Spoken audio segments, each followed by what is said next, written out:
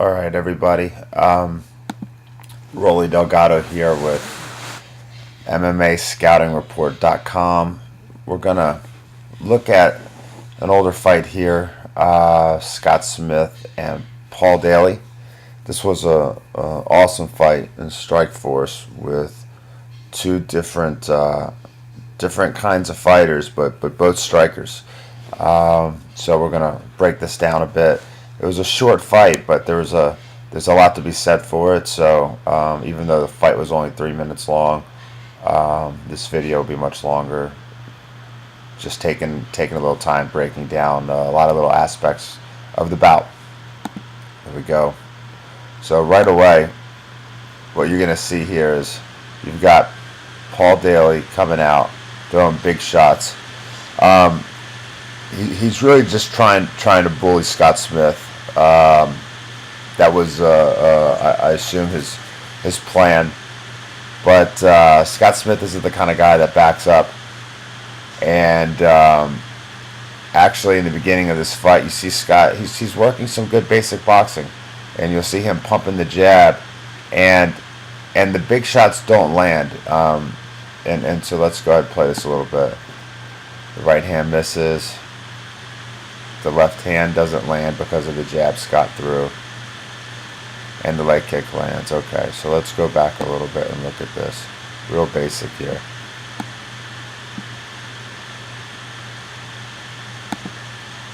There we go. You see the left hook gets thrown by Daley, and it seems to graze him for a moment. Okay, but the jab really does its job here. All right, and then okay, Daley gets the leg kick. So three big hard shots for Paul Daley. What Paul does his best work when he can back his opponent up and get him close to the fence. And I think he knew Scott was a tough guy, and so rather than trying to jab him back, he decided to throw some big shots to try and get Scott Smith to back up. And that was a calculated risk, and it didn't cost him anything, luckily for him. Didn't really have the results he was looking for, and that's fundamental, boxing or striking. If you lead with big kicks or big right hands or left hooks, you're oftentimes gonna get stifled by a guy that has a decent jab, and that was the case so far here, with the exception of the leg kick. So we're still in the center. So Paul's come out and he's throwing the big shots without much of a setup, and hasn't gotten the response that he's looking for. They're still standing in the center. Now let's look at what Paul's doing. You're going to see here, he threw the 3 big shots, and now what he's going to do is just start backing up in a great position. All right, you see he's got a bladed stance. All right, he's in his legs, on his toes, elbows in. Awesome position, and he's what we call dropping breadcrumbs, trying to get Scott Smith to throw first. All right, Scott's a great counterpuncher as well. He's trying to get Scott Smith to throw first, and when that doesn't work, he comes in and out with the jab. All right, now let's look at this. Scott's been doing a good job with his jab. Now, you look at Scott's stance. His elbows are a little wide. He's a lot more flat-footed than Paul Daley. Not quite as refined of a striker, but nonetheless gives awkward angles and does have some obviously solid striking. So let's back this up for a second and look at what Paul Daley's got to do here. Okay. Back it up just a little more. I apologize for my editing skills here. Alright, so he's backing up, right? Comes in with the jab. And it's kind of like, he comes in with the jab, and Scott Smith, a great counter puncher, is able to fire his own jab. It's kind of at an awkward angle. You might even call it a hook. And Paul recognizes this, so the next thing he does is he goes to the body to get underneath that jab instead of coming in and in with it. You see him go to the body, and that's something he does in a lot of his fights. Boom. All right, there we are. So we're still in the center, and And I think there when he throws the right hand, maybe he was trying to time the jab, but I think he was, Paul Daley was more frustrated there. He really doesn't want to fight in the open. He wants to get the advantage and take the center of the ring here. And Paul is still, I'm sorry, Scott Smith's still doing a great job with this jab. Scott's showing some level changes now. He's taking the center and backing up Paul Daley a bit. So there's a real style of matches here. And what I want you to notice with what I want you to notice here is Scott, Scott's going to do his best work if somebody will stand in front of him. And if Paul Daley had just stuck with his original game plan and not varied from that and just threw big shots, that would play right into Scott Smith's game. Not to say that would guarantee Scott a win, but without the footwork and the hand speed, if Paul Daley decides to just stand in front of him and trade, Paul negates his footwork and his speed and puts himself, allows Scott Smith to sit at the table basically. With the good footwork and the speed, you can use your footwork to make the guy miss, take advantage of openings with your speed, and so Paul, he realizes that he tried to bluff Scott back, or not really bluff him, but he tried to throw those big shots to take the center early. It didn't work, and he had some trouble with implementing that game plan because Scott Smith is actually throwing his jab, and he's throwing it often. All right, and that's what's given Paul Daley a little bit of trouble, just a little bit of basic boxing here. But there's something that Scott Smith is vulnerable to. There's a, his attributes or his style, it doesn't play really well with the jab long term against a fighter like Paul Daley, and I'll talk about that in a second. A nice light kick there from Paul Daley, really mixing it up. All right. Given a little bit of rhythm, you see he's changing his levels a little bit. Trading jabs again. There's a jab that misses. All right, and you see that right hand. Let's talk about that for a minute. If there's something you've noticed here from Scott Smith, maybe you've noticed it, maybe you haven't, but that jab of his, okay? If you look at that jab of his, you're going to notice two things.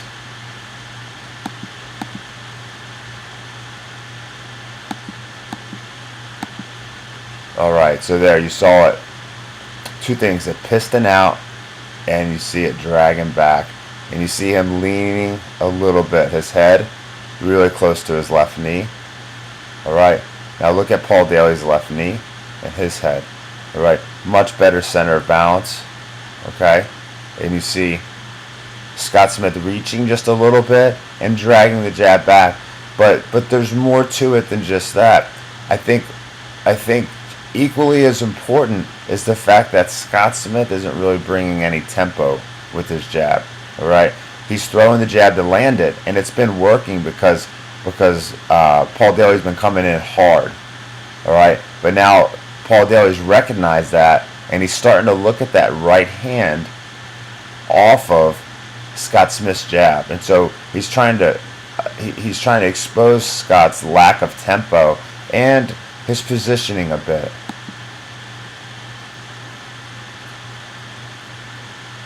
Great stance by Paul Daley. Comes in with the 1-2. Now, what happened there? It's not just the 1-2. It's the one that he knows is going to bring. He's going to throw the jab, and then this jab's coming off of Paul Daley's jab. All right, so as he throws that jab, it's not a real tight jab, and Paul Daley's able to time it.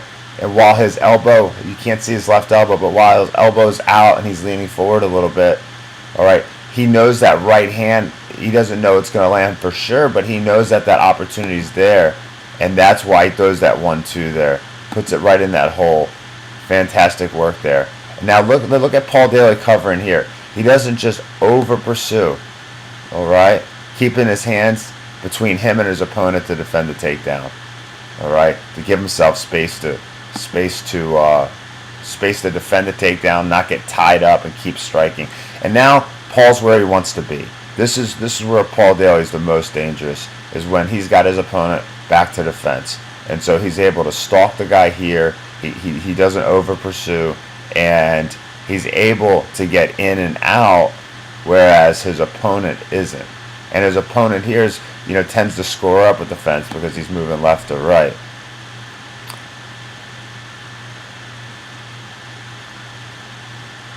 Scott gets his way back to the center.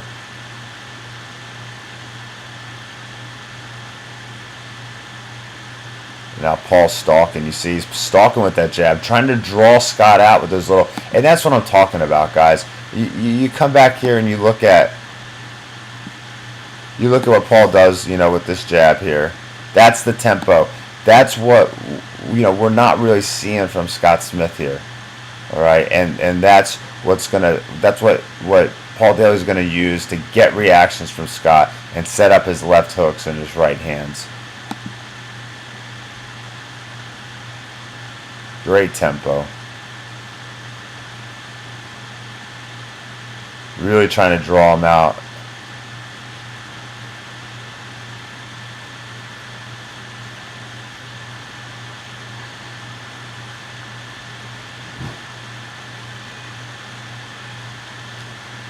Good. Now, you see, even with the basic strikes, you see, Paul Daley really trying to open Scott up here. He's throwing a lot of tempo, a lot of in and out. He started slapping that 3 out there, all right, that left hook. And from this stance, he's able to just kind of open his hand up and then rotate his body and whip that left hook in without loading up on it too much. And so you see him giving some tempo with the jab, in and out, starts to open up the 3, and then also to really get those hands out of position, you'll start to see him, he goes to the body with this jab. Right, he goes to the body with this jab, which is obviously a great setup for the right hand. Great tempo here, great footwork, great angles, right? And he's really looking at that right hand. Good lead left hook. 1-3. And it ends up being a short hook that catches Scott out of position. Look at that again. 1-3. These punches really feed each other. And see, you see those, a lot of people are going to talk about that short hook that knocked him out, but there were 4 hooks that happened there. None of them really Mike Tyson hooks, not loaded up. These are hooks that are fired off the jab. And it's the volume that helped bring Scott down there. He catches Scott rushing in and catches him with a very tactful check hook and drops him. But more than just the last punch, I believe that the 3 that landed first kind of set the tone there. And of course the knockdown earlier. And there you have it. You've got, Paul Daley picking up the win. And a super tough, we'll pause that. A super tough Scott Smith as well, who's a good striker. Not really a finesse striker, but stays in the pocket, throws awkward angles, and did a good job utilizing his jab. And that's really what stopped Paul Daley from being able to just jump in and land those big shots early. The main hole in Scott Smith's game there is basically he's just fighting a better, more refined striker, somebody that has better footwork, a better stance, and better tempo. And so you ended up seeing Scott get exposed a little bit from his stance there in the open. Had Scott been able to take the center of the cage, he would have had a better hand in the fight and would have been able to get his hands on Paul. If he would have had Paul between the fence. But Paul was the one that ended up being able to take the center of the ring and was able to use his distancing, his tempo, his speed, and all of his attributes, his physical attributes came into play. Of course, if they fought 10 times, neither one of these fighters is going to win 10 out of 10. But I think just with the better attributes and the better striking, Paul's going to win more often than not when he's fighting Scott Smith. But but that's a good breakdown. You know, you see a fight like that, and some people are just going to see them throwing a bunch of strikes. But there was a lot going on in that fight, a lot of jockeying for position, if you will, and uh, basically, I think it's a great illustration of somebody that, and I hate to use the term brawler because Scott Smith, he does a lot of good things, but you know, being kind of flat-footed and awkward in his stance, he is more of a brawler. And then somebody that who I consider to be a really refined striker, Paul Daley, that not only is refined but also brings the speed and the power. You know, you really get to see the difference there in this fight between the two styles. And I hope you enjoyed this breakdown with MMA Scouting Report. And there'll be a few more of these. This will be the first one that we share. And I appreciate it, guys. I look forward to doing some more work for you. Thanks.